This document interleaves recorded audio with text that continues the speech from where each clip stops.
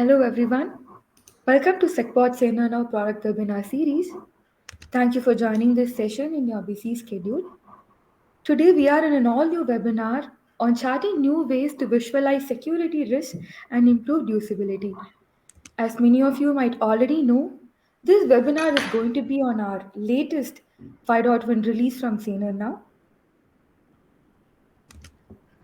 Let me introduce the presenters for today's session. I'm Dikshita from the product marketing team. Along with me, we have Chandrasekhar, CEO of SecPod. We also have Kaushik with us, our Director of Engineering.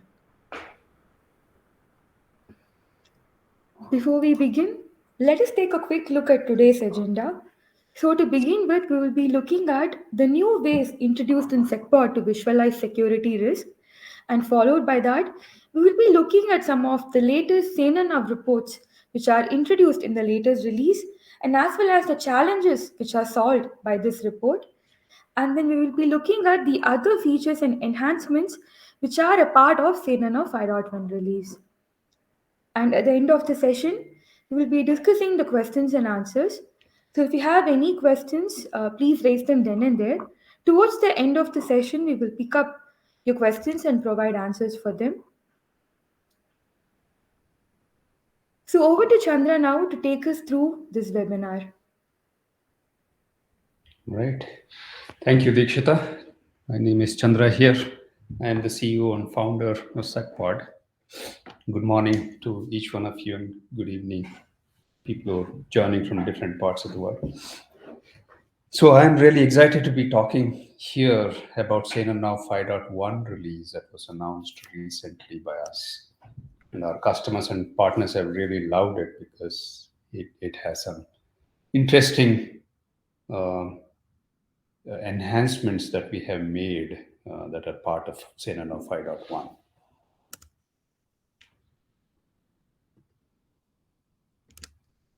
Now, the vision for our product, SanerNow, is to prevent attacks against computing infrastructure by proactively identifying and mitigating security exposures that could potentially be exploited by attackers. And that is the vision that the product lives by. Now, aligning with this vision, as you all know, we detect security exposures that actually go beyond identifying vulnerabilities, CVE-based vulnerabilities. So, of course, it identifies those vulnerabilities as well very effectively, but it actually does go beyond identifying CVE recognized vulnerabilities. So we actually redefine the term vulnerability to mean every exposure that could be exploited and not just the software vulnerabilities.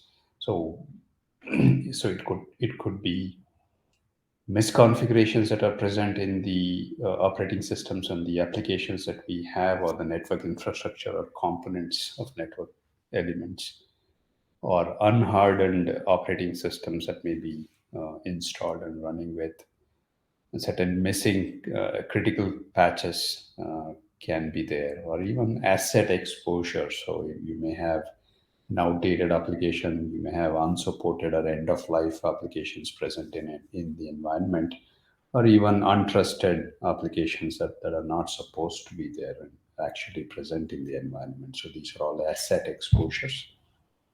And security controls deviations and also posture anomalies. So each of these are detected within SanerNow product, and we say it is an advanced vulnerability management solution because it not just identifies these vulnerabilities that are recognized by the CVE identifiers, but it actually goes beyond and finds out there are other risks that are equally important and worth mitigating them before an attacker has a chance to exploit them.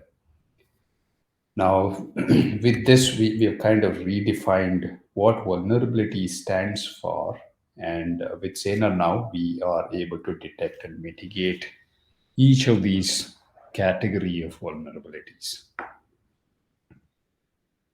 So moving on, so some of the key features that we have introduced is a reporting risk exposure or risk assessment report is something that we have introduced with SanerNow 5.1. And the reason I talked about different kinds of vulnerabilities or different types of vulnerabilities is because we now have a unified report that gives you a complete risk exposure that an organization is subjected to, organization's computing infrastructure is subjected to. So this risk assessment report can be exported. That covers all of the security exposures discovered by SanerNow. Now, SanerNow being a continuous and automated solution that kind of scans every day, the assessment report is available to you at the time when you need it. You don't have to actually perform a scanning activity because it is an automated uh, a scanner that runs scanning every day. So whenever you want to uh, export this risk assessment report, it is a click away. So that is one key thing that we have introduced with Saner now, and we've also introduced another report for understanding the impact of patching. So with a integrated remediation capability that we have in Saner now, a customer or users can not only find the problems but also have the opportunity to mitigate them. So with an integrated patch management product that we have within Saner now, so one would be able to go ahead and schedule the patching activity, but at the same time I would like to know what all patches were applied, how many risks were mitigated because of this application of patch, and also over a period of time how is the effectiveness of patching. So that is something that is really measurable with SanerNow's patching impact report. And we have also introduced trending reports to really see over a period of time how has been my uh, cybersecurity exposure, or even understand what is the hygiene level of my organizations over a period of time. So these are some of the key elements that form part of the CNNOS 5.1. Of course, we have additional enhancements that were introduced as well. So I would like my colleague Kaushik to talk in detail about these, take you through to the product demo as well. Over to you, Kaushik. Thank you, Chandra. This is Kaushik. I'm the engineering director. Good morning, good evening, all, and thank you for joining. Um, like Chandra touched upon, getting a comprehensive view to understand the different types of risks in the network is very critical, and it goes much beyond the regular vulnerabilities. So, as part of 5.0, we have come up with various reports, and one of the first report which I'm going to talk about is the risk assessment report. So I'll just provide you a demo on how with a single click you'll be able to identify the security posture of your organization and identify certain actions which implemented will lead towards a greater security posture. So let me share my screen and take you through the demo of the first one use case. Let me share my screen.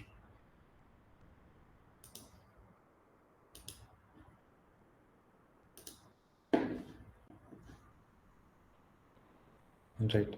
So Saner now offers SaaS-based deployment as well as on-premise.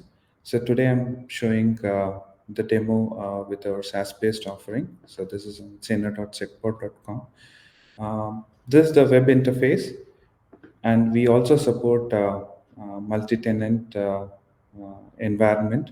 So if you look at it, you can onboard either an organization or multiple organization if you are an MSP. So within an organization, you can create multiple accounts or site. As soon as you log in as an administrator, you get a consolidated view of your entire environment. It could be like total number of devices, your vulnerabilities, the compliance, which which we'll talk more in detail, but this is about the system hardening and running your benchmarks and patch management, how many patches are missing, and similarly asset exposure. So now let me walk you through about how do you generate the risk assessment report. So prior to that, I'm just going to select one of the account.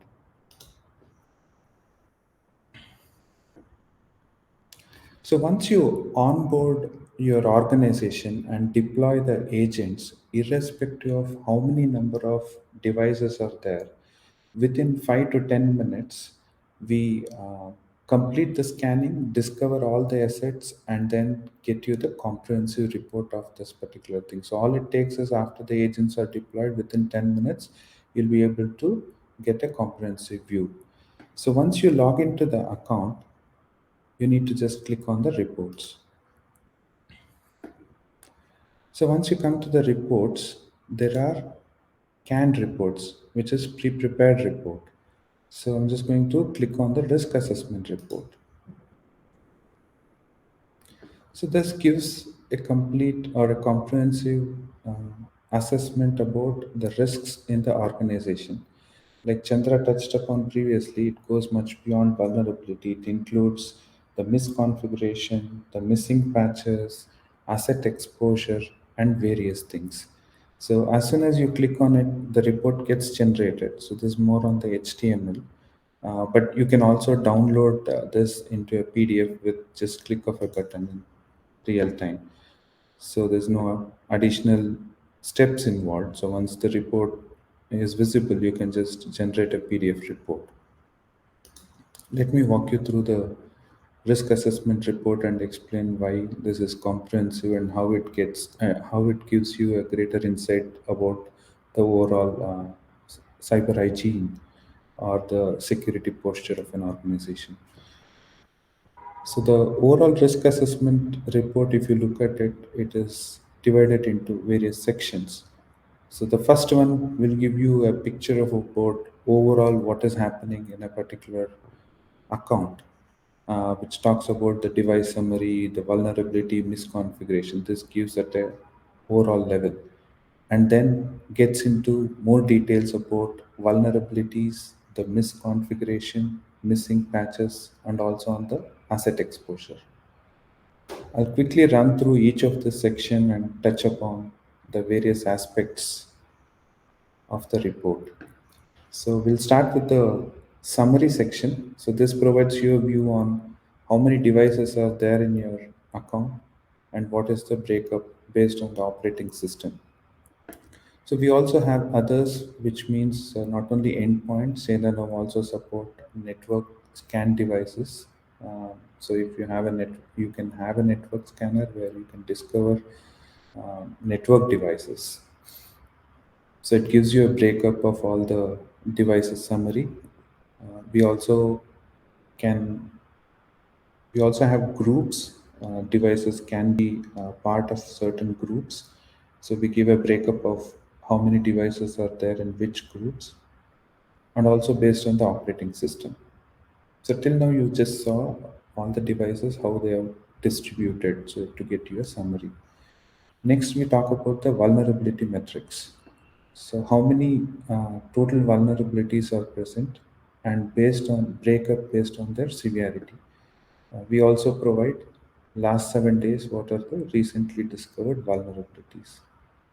Similarly, on the misconfiguration metrics, so you can mention the system hardening is really important. So we can create benchmarks using the SanerNow compliance management, and using that, once the benchmarks have been run, you get a overall view on how many rules are compliant across the devices, how many are non-compliant. So the moment you see non-compliant, that means there are certain actions which we need to take to make it compliant. So this gives you a view on the overall misconfiguration metrics. And this gives the patch metrics. So it gives number of patches required to fix the vulnerabilities, and also it talks about the criticality of the patches. And this provides you the trending data. So if you look at it across the days, how the vulnerabilities are present, right? So if you look at it, the vulnerability trends are in the declining trend, which is the right thing to do. Similarly, we have the misconfiguration trend. We also have the missing patches trend. So using this trend, you can look at it across last 90 days, across days or weeks, how the trend is happening. So typically your installed patches trend should be in the upward trend, and your missing patches and your misconfiguration deviation should be on the downward trend. So this gives you a pictorial representation of the activities which have been happening in the organization. So that's about the summary. Then we get into the details about the vulnerabilities. So we provide out of all the vulnerabilities which are present, distribution based on the severity. This is based on the CVSS score. So how many are critical, high, medium, low. Uh, this provides in details about taking action on the critical vulnerabilities first in terms of the prioritization. It also provides you the distribution based on the family. So if you look at it, probably Windows, Mac, and Unix, how many vulnerabilities are there in each of the things. So if at all you want to get a view based on the operating systems, this provides those details. And similarly, based on the groups as well. So you can have your own production group or a test group. So obviously, if there are more vulnerabilities on your production group, you will definitely want to prioritize the production over the test environment. This is based on the operating system.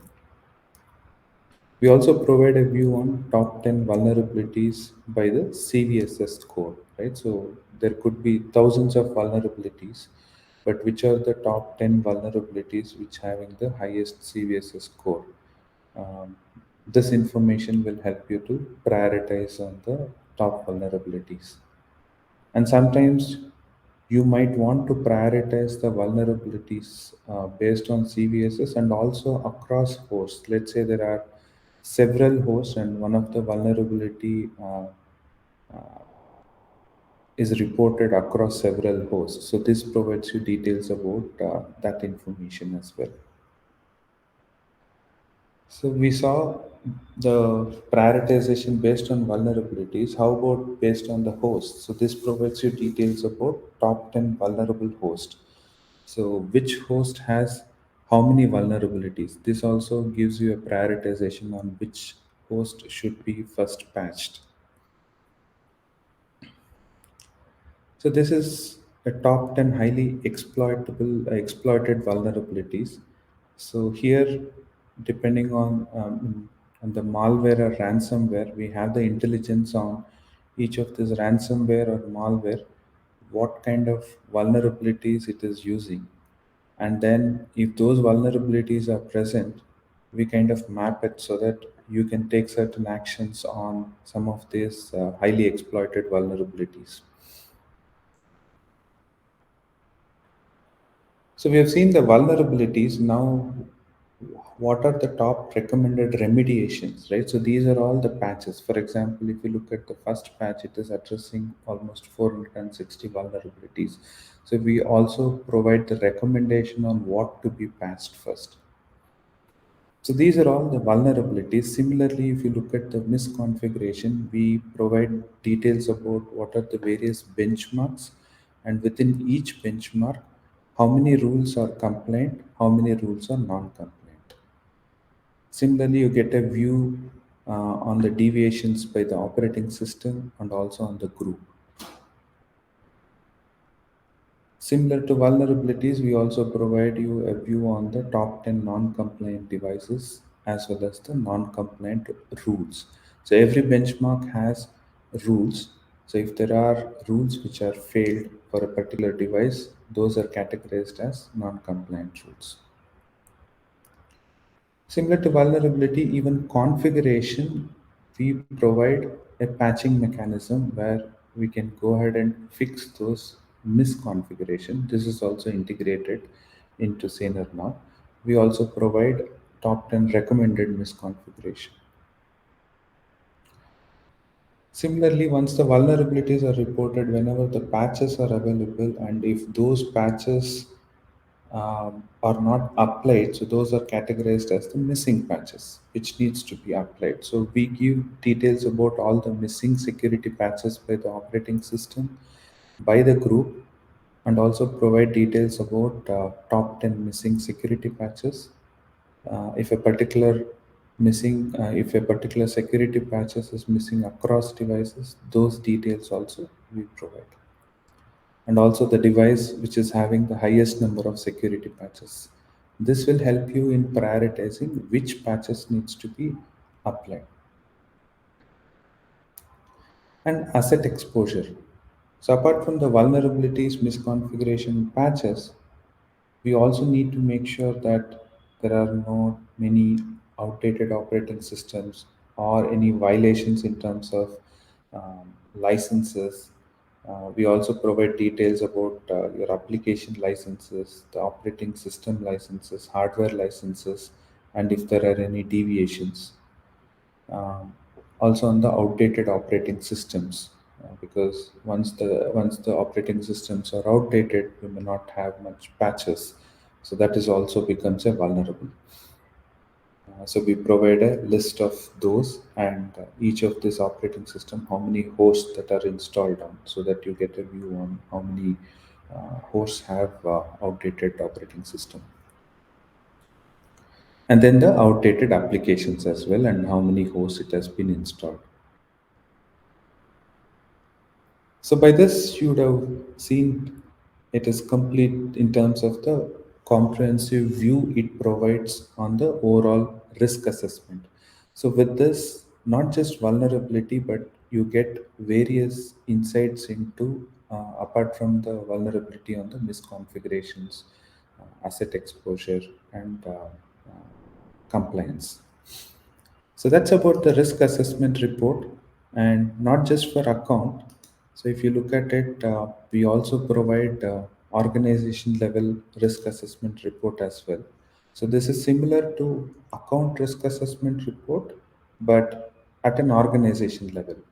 So organization report will aggregate all the information on the accounts. Suppose you have 5 accounts under an organization. Organization report aggregates all the information from the accounts and provides you the overall view. And also in the summary section, if you scroll down, you'll also get a breakup of each of the account and how the information is. So sometimes it's very critical to look at both at the account level and also at the organization level.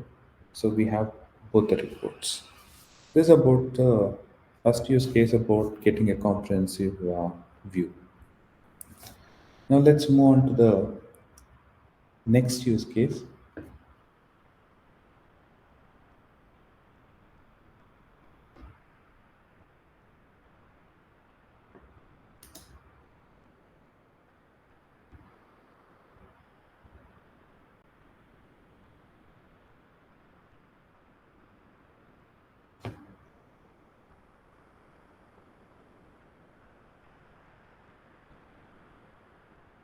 Yeah, the next use case is once we understand the vulnerabilities and we start applying those patches, how do you measure the effectiveness of applying patches? And is it providing the reduction in number of missing patches and vulnerabilities? Right?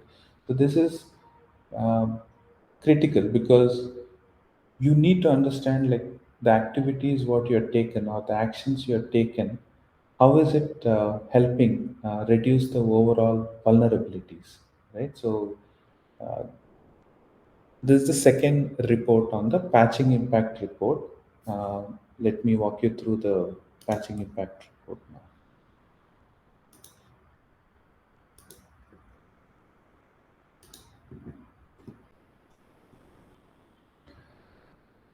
So we're in the report section similar to the risk assessment report. uh, you can generate the patching report. So if you look at it, In patching report as well, let me generate the PDF for this.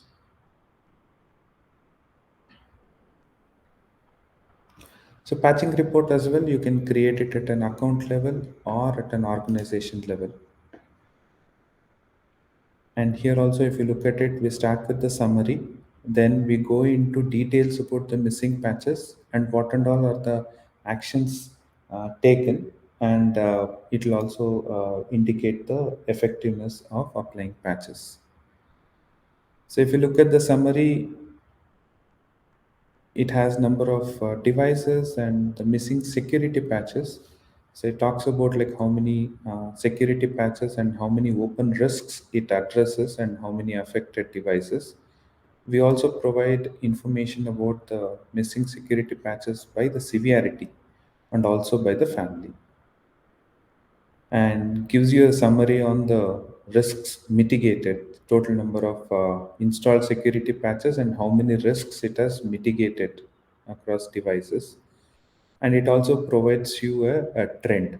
So if you look at it, this is what I was talking about. The more number of security patches installed, you should look at a declining in terms of your vulnerability trend, because those patches are addressing the uh, vulnerabilities. So overall vulnerabilities should get declined. So that's on the summary section. Similarly, get into more details about the missing patches. We have the missing patch summary where we break it down into the number of security patches and non-security patches. We also give breakup on the security patches by the operating system as well as the group. We also provide details about all the vulnerabilities and patch statistics, how many are total vulnerabilities and how many can be fixed by the patches present, how many cannot be fixed, and if there are any vulnerabilities that requires manual intervention like vendor providing patches, and also vulnerabilities on outdated products. So we provide those details. We also talk about the missing security patches and their aging. So if you look at it, if there are more number of patches which are very old, that means um, we need to prioritize them. I mean, any critical missing security patches, we need to be patching them almost on daily basis. But this provides you a view of if at all there are any missing security patches which are older than a week or 2 weeks, that means it's more vulnerable and we need to be taking action on that. Also devices with most number of missing security patches and also the top 10 security patches. And we also provide a view on number of patches to be applied and how the vulnerabilities can be mitigated, and missing security patches for the outdated products.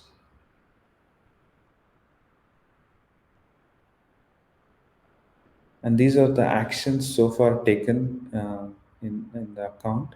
How many installed patches, how many security patches have been installed, and how many non-security patches, and how many vulnerabilities have been addressed. It provides you the details of that.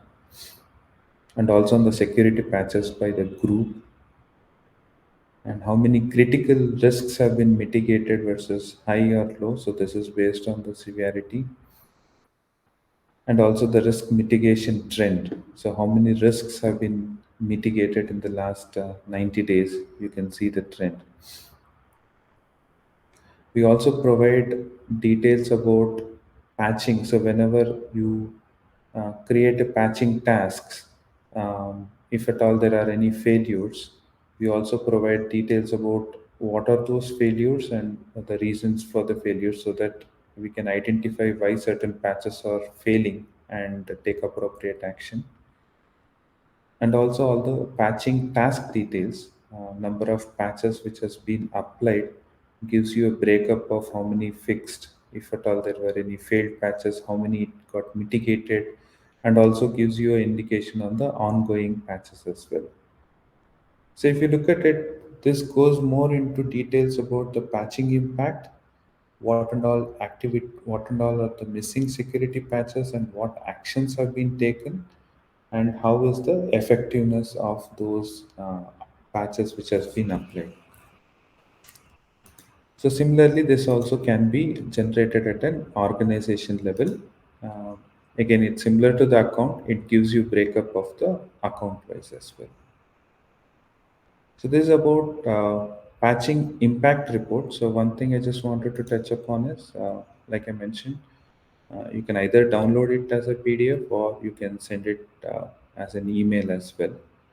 Um, and you can view it as HTML or PDF. So this is about the patching impact report. We'll now move to the next use case.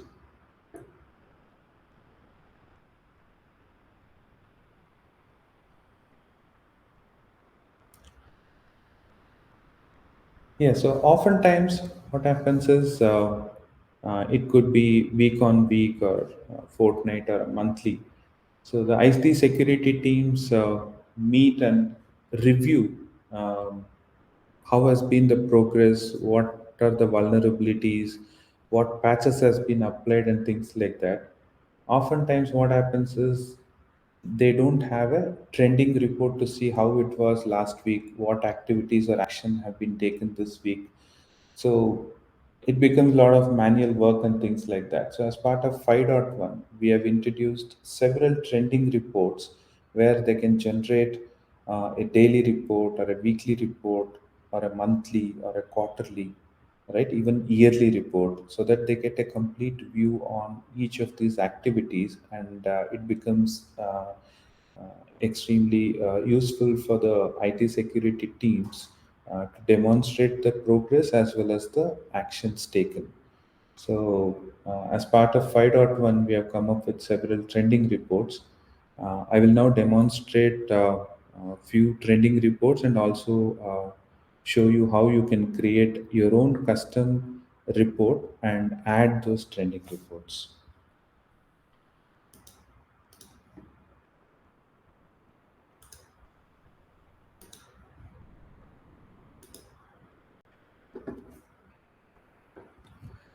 So if you look at it, again, saved report, these are all canned reports, but all the custom reports also can be saved. Let me open one of the custom report. So these are some of the trending reports which I have created. How is the new vulnerabilities trend, right? So day on day, how many new vulnerabilities are getting discovered? Similarly, overall vulnerabilities, how is the trend, right? Misconfiguration trend and new misconfiguration trend, right? So what you can do is like this, you have several other trending reports which you can add to it, right? So we have a powerful report API builder. So you can always create a new report, and there are several reports under each of this. For example, vulnerability management, compliance management, and various things. And you can also search those APIs. For example, let's say you want to look at existing a new vulnerability trend.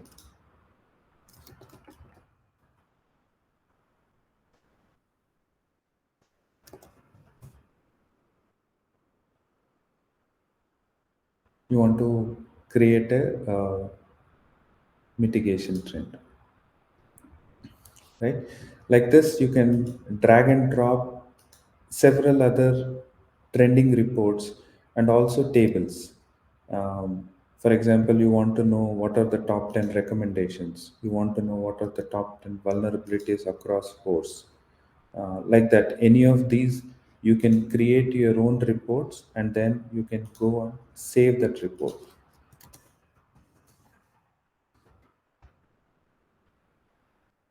Save this. And then next time, whenever you want, those reports are available here. You can click on it and those are instantly available. Again, those can be downloaded into your PDF or it can be sent or an email. And each of this report also you can download them into CSV.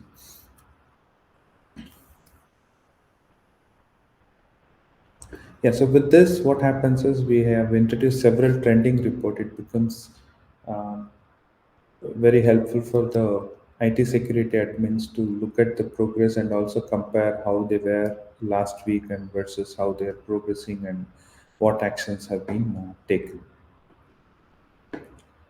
So these are some of the use cases where we try to solve by coming up with the newer reports like risk assessment report, the patching impact report, and also on the trending reports.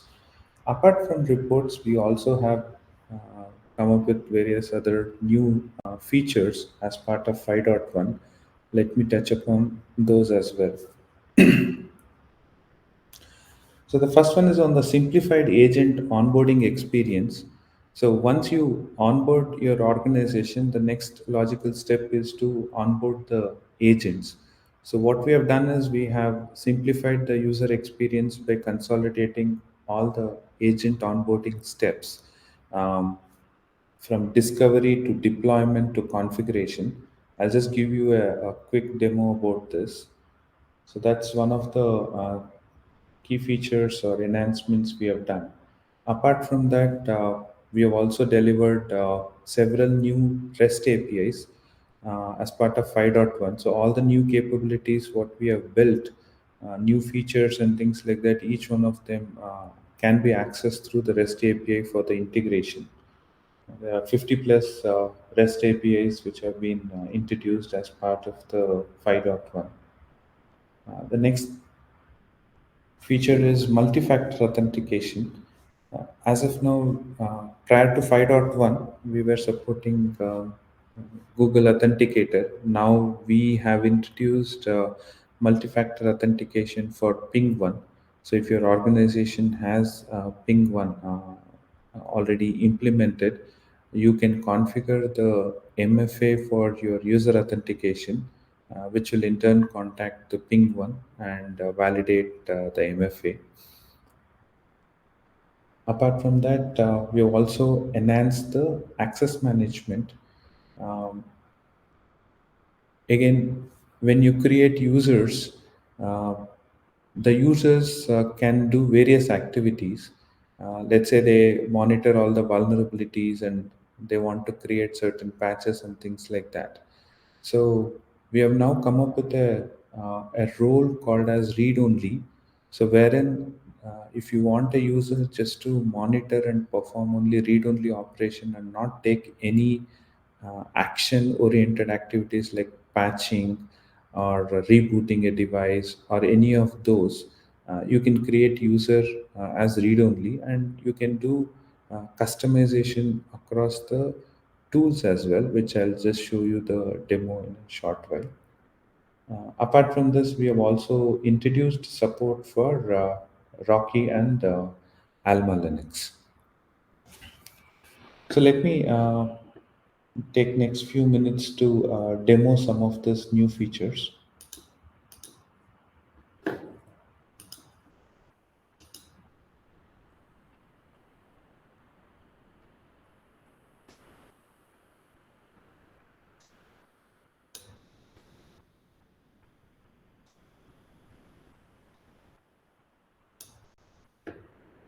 So the first one which I'm going to talk about is the simplified onboarding of agents. So this is the account dashboard.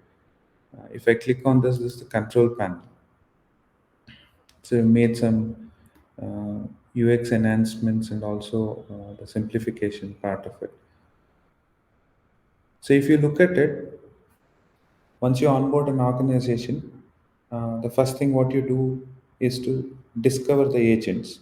And after you discover the agents, you are going to do the deployment. And then either you can use a default configuration or you can configure them. So all the steps we have now consolidated under one. So let me walk you through briefly about each one of them. So as part of discovery, you have various ways where you can discover your endpoints. So one of the ways is to uh, discover through the network scanner. So you can configure one of your existing agent as a network scanner, and then you can provide an IP range and you can discover the devices in your network.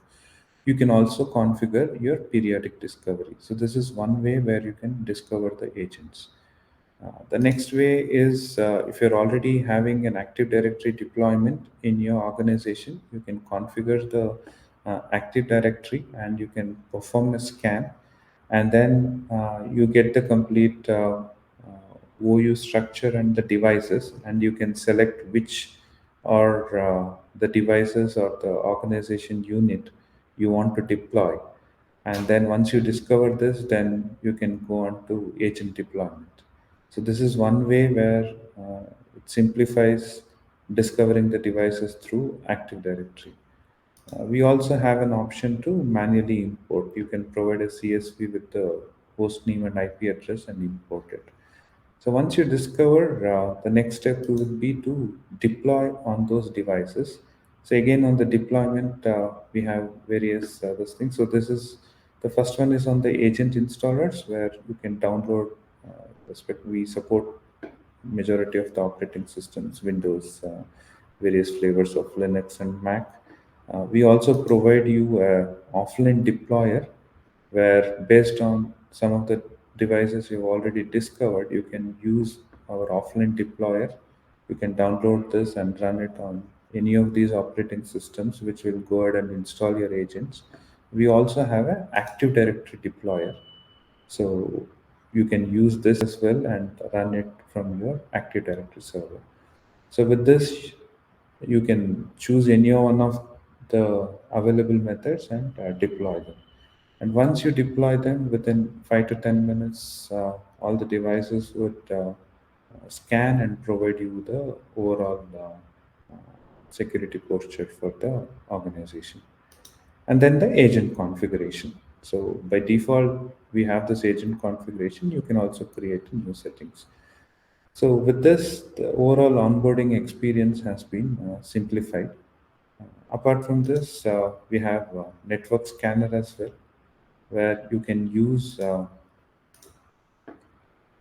one of your agent and uh,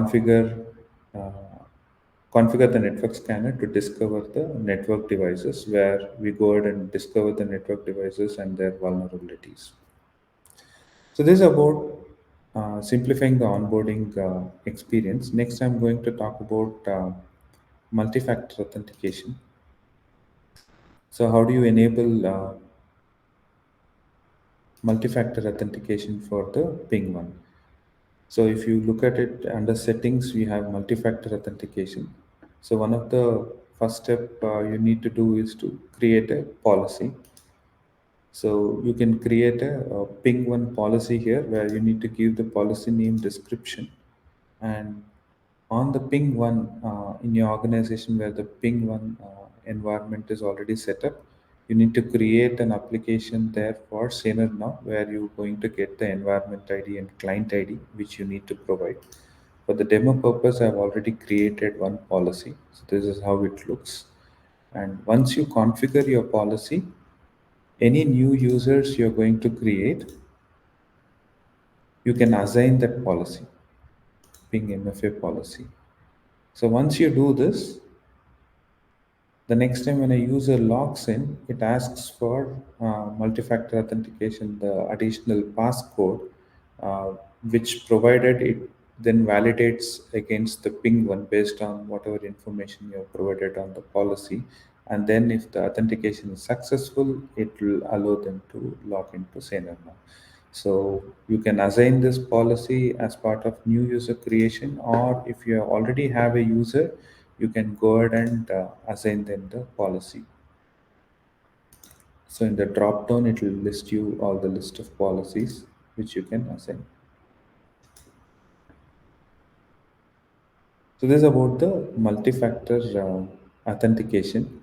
The other feature which we have delivered as part of 5.1 is the read-only access. So now if you look at while creating a new user, now you can look at the access part of it. We now have a new option called as read-only.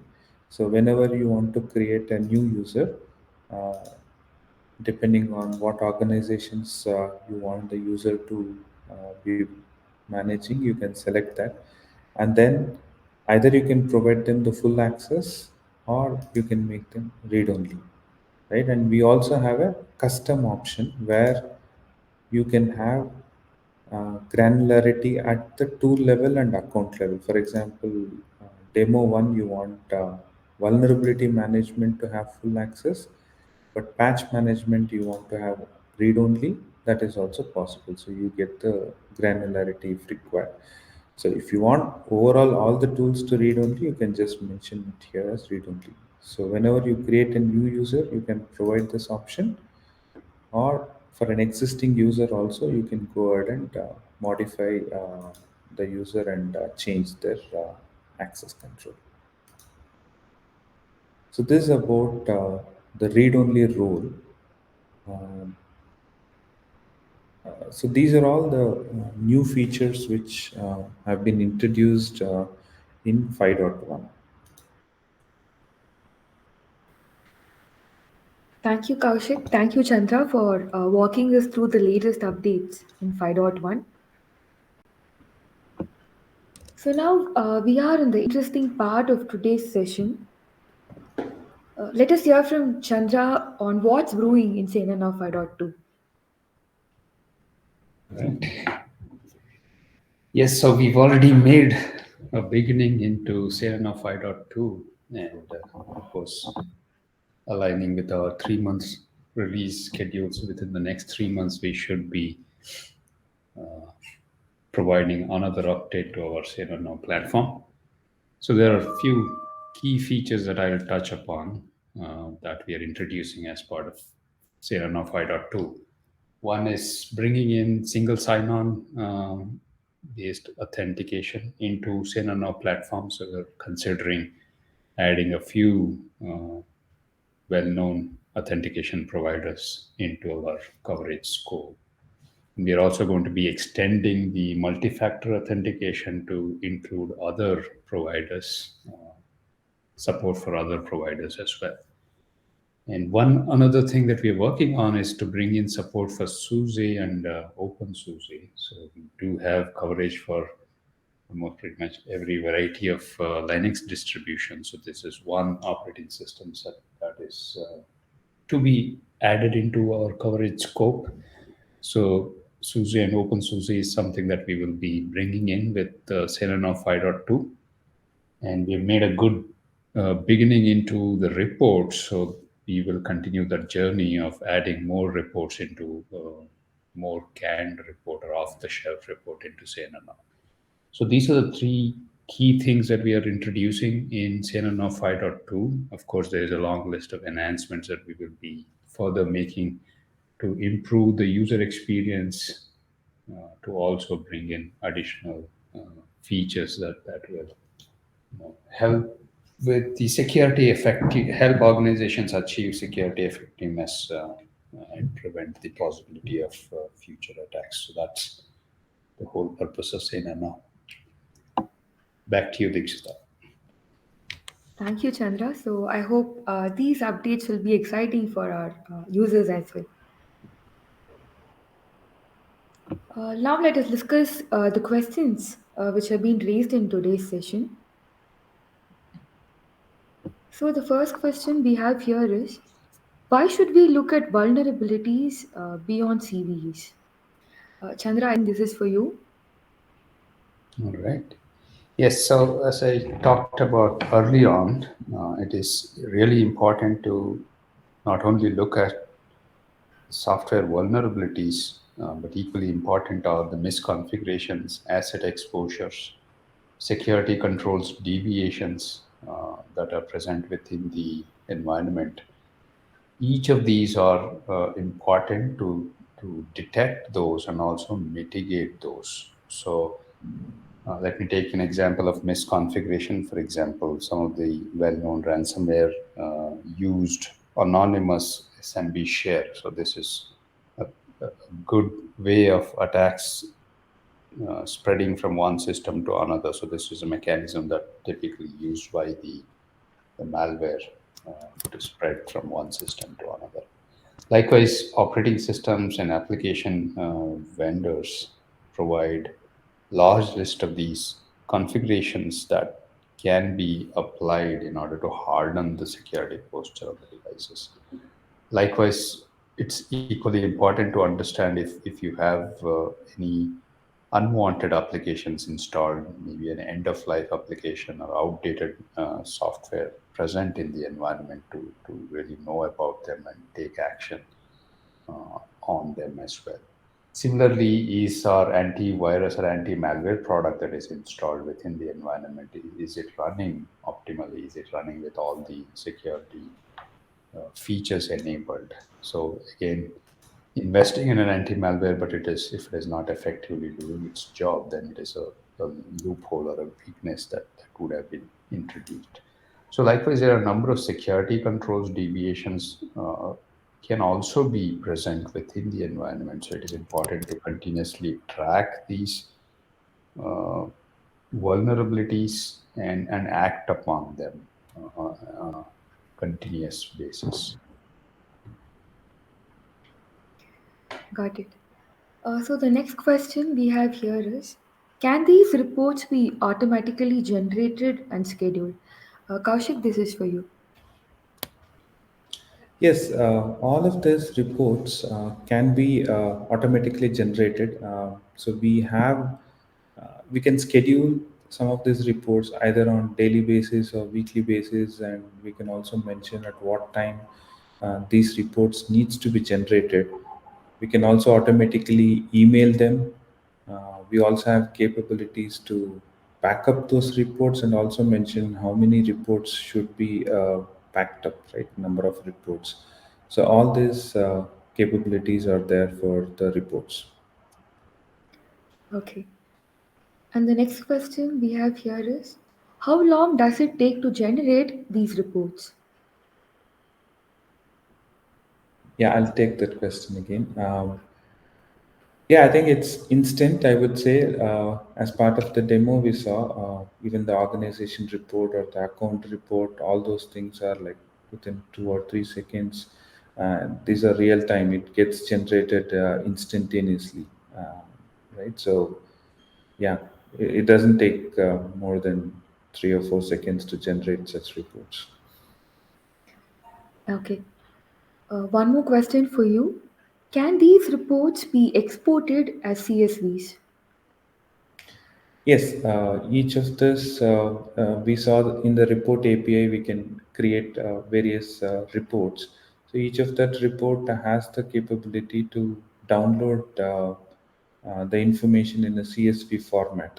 Not just the reports, but even all the dashboards as well. We have an option where the data can be downloaded into CSV and can be analyzed further. Okay. And we have another question for you, Kaushik.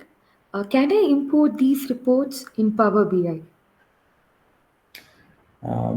Yes, we do have REST API interface where you can access all the reports which I showed in the demo. Those reports can be accessed through the REST API, and through the response, you can use that as an input to the Power BI. With that, you can import any of these reports into Power BI application. Okay. So I think we are done with the questions for today's session. So once again, thank you all for joining this session, and thank you Chandra and thank you Kaushik for taking us through the latest updates in 5.1 and also letting us know about the plans for 5.2. So until we plan our next webinar, stay tuned. We will keep you all posted about the updates on our next webinar. And thank you all once again. Right. Thank you, everyone. Thank Enjoy the you. rest of the day.